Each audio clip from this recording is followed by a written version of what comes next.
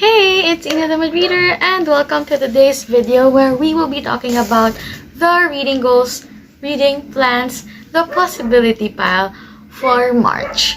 So usually every month I think about a certain theme. Even though I am very much a mood reader, I think having themes help me be guided about the books that I want to read. And for March, the theme I thought of is ARC. So technically ARC March or March. And yeah, so this month I'll be reading some 2022 upcoming releases and some arcs that were sent to me years back, but I haven't actually got to read because I was in a slump, because I was busy, because I'm an irresponsible adult. But if you have watched my 2022 reading resolutions or reading goals, it's really one of my aims, one of my targets this year, to actually get to read all the advanced copies that publishers kindly send me, as well as actually get to review them on NetGalley and on my very inactive blog. So that is the plan for this month. I'll be sharing with you a physical book, a physical arc that I was sent, 5 e-arcs that I was sent, and I also am planning to read and listen. So I'll be listening to older arcs that were sent to me years back that are now already available and are available on audio. So it would be helpful for me to tackle more of them if I'm listening to them, because I listen twice the speed, and then I can continue and read while listening if I do have the time. So there, I actually prepared 20 arcs that I want to read, but I know that can be quite impossible to achieve, especially since I still have, my day job and other things I do in life. So I just decided to have a target of 10, and in case I'll be lucky, that's when I would explore the other arcs that I already wrote down. But yeah, anyway, to start with, this is not an arc but a carryover from February. It's the Love Hypothesis. I read the first chapter and then fell asleep, even though I told myself that I'll finish it in the last day of February. It didn't happen, so this is my first read of the month. And anyway, you know about that book already. This is my first arc. I actually thought that I won a finished copy, but I'm super happy that I have here an uncorrected proof. I think these types of editions are like collected, people fight over them, and I'm super happy because I really love the first book. So I have to buy now a physical copy of that first book so that we can spend time together. But anyway, this is Hook, Line, and Sinker by Tessa Bailey. It is the second book in the Bellinger Sisters series. So this book is the story of Piper's sister, Hannah, and Captain Brendan's workmate, Fox. So Fox is also a king crab fisherman like Brendan, and he has this reputation of being carefree, sexy, and all that. And in the first book, honestly, I thought there were sparks flying between him and Hannah, but it didn't happen, and Hannah had to go back to LA. And in this book, Hannah will go back to their small town, and she would be living in Fox's spare bedroom. And considering that there's already such sexual tension between them, you already know that something would happen. But guess what? Hannah is attracted to a certain colleague, and she decided to ask help from Fox because she thinks that Fox the Casanova would be able to help her. So Fox feels like, why do I have to help her when I kind of feel something for her? And I'm sure she feels the same way. So that's the struggle, the back and forth that we will encounter here in Hook, Line, and Sinker. Super excited for this. It's the physical read I'll read after I finish the Love Hypothesis. Now I have here the list of the e-arcs that I'm going to read. The first one is an e-arc that was released last year. oh yeah, December 7, 2021. It's very highly anticipated. I was highly anticipating it as well last year because it's boy bandy, and I am such a fan of boy bands since the 90s, and in particular recently one boy band, One Direction, you know it. And this is If This Gets Out by Sophie Gonzalez and Cale Dietrich. I know this is like famous already in the bookish communities, but yeah, I was sent an e-arc of this, and blame me for not reading it earlier. Now it's blowing up, and I'm sure I'll be having fun. It says here it's about 18-year-olds Ruben and Zach. They are members of the boy band Saturday alongside Angel and John. And though they are like world famous, there are cracks on the inside that only they know. Of course, with the pressure of fame, which is my favorite theme in books. And yeah, they are struggling as well, particularly Ruben, who feels like he is being pressured to stay in the closet by their management. Sounds very, very familiar. So while they are on tour in Europe, Ruben and Zach became very, very close, and you know, lines get blurred, and they kind of feel something special toward each other. And then a part of them wants to come out and tell their fans the reality about them. But what do they do? How can they handle that when you know how harsh the music management is, like how harsh the music industry is? So there's that. The second book I'll be reading is kindly sent to me by Valentine PR. It's The Unarranged Marriage by Laura Brown, whose cover has been recently revealed like a week ago already. So The Unarranged Marriage is a rom-com. So it's about two people who have mothers who are best friends. So their best friend mothers are kind of trying to match them to each other ever since they were young, but it didn't happen, and they're still trying to make it happen. Now both of them will be attending a wedding, and this wedding offered a week-long competition wherein the prize would be a dream vacation. So to do that, this, you know, people who didn't care for each other, not really enemies to lovers, maybe dislike each other, they have to work together. And you know, when they tried being nice toward each other, they kind of notice that they like each other, and you know, sparks fly between them, and they realize that there can be something more. And that's what the book is about. Very exciting as well. The next book is something I'm also highly anticipating. It's a Filipino authored book, a Filipino authored romance published internationally with Filipinos on the cover. And it's A Match Made in Lipa by Carla de Guzman. It's a part of the Laneway series, and I read the first book of this one. I was also sent an arc of this one called Sweet on You, and I really love that. This series revolves the Laneways. It's like a shopping strip wherein like local delicacies or the best of Lipa, Batangas is featured. And in the last book, if I remember correctly, it's a cafe and a bakery. And this one touches on a character also mentioned on that first book. She is the chocolate shop owner, and she creates her own set of chocolates. Her name is Kira. She is a free-spirited person. She isn't looking for love, but you know, if fate makes it happen, she's ready for it. So she goes on vacation, and she encounters her childhood crush, and something happens between them.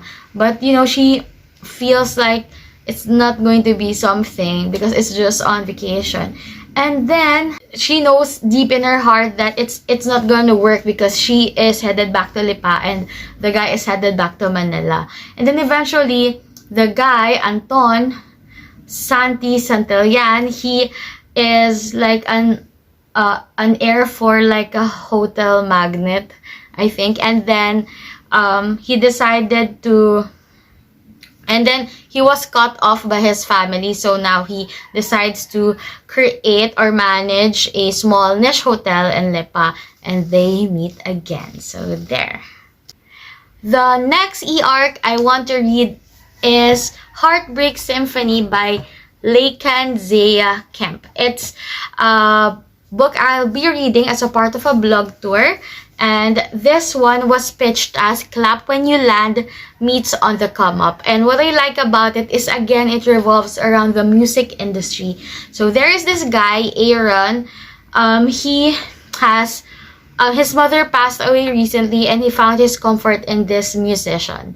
And then this musician called Mia Villanueva also is haunted by her own grief after losing her parents. Eventually, they crossed paths and they found like a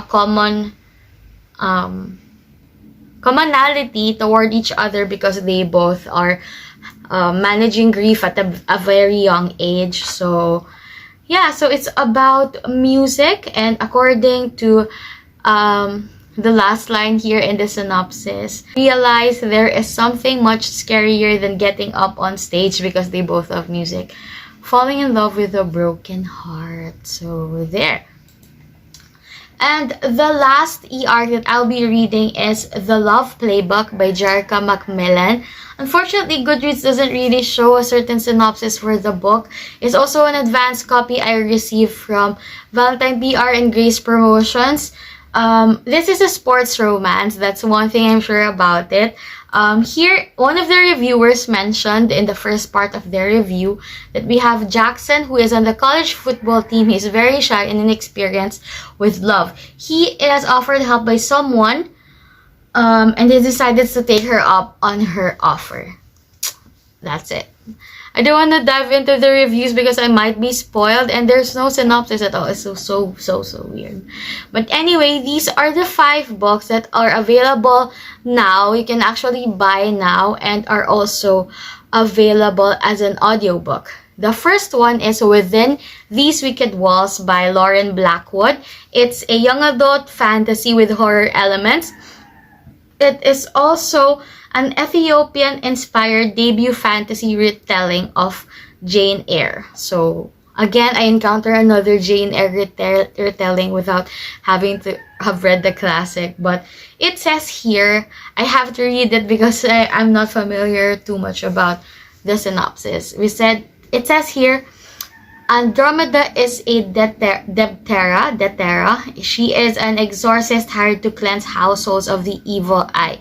When a handsome young heir named Magnus Rochester reaches out to hire her, she realizes that this is a job like no other, with horrifying manifestations at every turn. Death is the most likely outcome if she stays, but leaving Magnus to live out his curse isn't an option. Evil may roam the castle's halls, but so does a burning desire. So, I don't usually read fantasy, but I'm trying to spice up because all I've been reading this year is romance. So maybe I can put in a few bits of other genres here and there. And this one is perfect for that. Now, here I also have this one, a contemporary fiction book. I know it has a romance subplot, but it's more of a contemporary fiction. It's also young adult, and it's Trouble Girls by Julia Lynn Rubin. Confession, I've been listening to it already. I listened to a few chapters of it earlier, and I'm still a little lost on what it is about, aside from that this is kind of a Thelma and Louise vibes, because it's about these 2 girls. They committed a crime and then they escaped. So yeah, it says here, a single night of violence derails their trip and would forever change their lives. They are transformed by the media into the face of a Me Too movement they didn't ask to lead, and the road before them begins to run out. Trixie and Lux realize that they can only rely on each other, and that the love they find together is the one thing that truly makes them free. So, yeah, it is pitched as a queer YA Me Too reimagining of Thelma and Louise with the aesthetics of Riverdale. Honestly, yeah, that's what I get from this book. I don't know yet where this book would tell me, but so far it has sapphic vibes, but kind of one-sided. Only one character is very vocal about what she identifies as and the feelings that she has for the other girl. We're actually stuck in her POV. That's why it's actually known to us, but the girl is kind of oblivious still. So there. The third audio is It Sounded Better in My Head by Nina Kenwood. I tried reading this before and I DNF'd it. So this time, maybe on audio, I am more patient and more forgiving. So I hope this time it works. It's about first love, very awkward, very juvenile and young, so that's why maybe I didn't get attached to it, but it sounded better in my head. What I remember is that there's this girl who is in a group of 3 friends. All this time she thought she'll end up with a guy friend, but that guy friend and the other friend she has actually ended up together. So she kind of feels lost and she kind of feels heartbroken. So yeah. And then her parents are going through a divorce, so she's like super sad. And she's feeling weird. So there's another like possible potential romance for her. It's not written in the blur, but I remember it specifically, and I'm not sure that she likes it, but yeah, that's basically It Sounded Better in My Head. Next is an adult. Okay, finally you have an adult read again. This one is a legal thriller. I also tried to read this years back, but for some reason I didn't finish it. So it's the second chance time. So it's about it's 13 by Steve Kavanagh, and it's actually the 4th book in a series, but I'm sure they can be read as a standalone because they are different cases handled at every time. So I'm still reading it mid-series. It's pitched as the serial killer isn't on trial, he is on the jury. So there, that's basically the plot of the book. And yeah, I really love thrillers and mysteries. I think I wasn't just in the right headspace at the time, and that's the reason why I wasn't able to continue reading. But now that I have an audiobook like helping me visualize and immerse myself into the world, I'm sure I'll be able to get through it. And lastly, we have a YA horror book. It's The Dead and the Dark by Courtney Gold. It's a debut novel, and it says it's about the things that lurk in dark corners, the parts of you that can't remain hidden, and about finding home in places and people that you didn't expect. I honestly want to enter this more blindly, but yeah, I'm sure it's set in a small town and there's a little bit of horror there. There are things that would go missing, and that's everything that I want to know. So yeah, I hope I really enjoy it, and I hope they did the audiobook good so that I can fully immerse myself and like the story. It's actually 4 stars on average on Goodreads, so I'm hopeful for this one. That's a fairly high rating in Goodreads. So there, those are all the books so far that I'm planning to read this March, my mARCh. And yeah, tell me which one is the most interesting to you, and also you can share me the books that you are planning to read for your March goals. So there, thank you so much for watching till the end of this video. May you always be in the mood for reading, and see you on the next one. Bye!